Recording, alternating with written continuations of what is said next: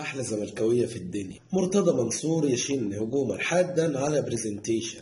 أول شيء هتشترك في القناة، يطلع لك الجرس الصغير، هتضغط عليه أو تشاور عليه أو تحط بصمتك عليه مهما كان عشان يتفاعل معاك، عشان يوصلك جميع الإشارات، لأن ناس كتير بتسألني في الموضوع ده. وأخيرا لو عجبك الفيديو ما تنساش تدعمنا بلايك عشان نوصل الفيديو ده ل50 لايك.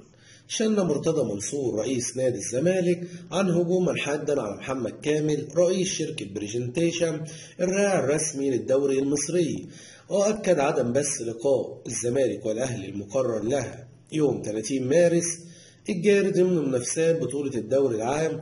وقال منصور في تصريحات تابعها موقعنا: لم يتم بث لقاء الزمالك والأهلي إلا بعد سداد بمبلغ 85 مليون جنيه. نادي الزمالك ليس ملك مرتضى منصور وهذا حق النادي، ولم يتم التخلي عن هذا المبلغ.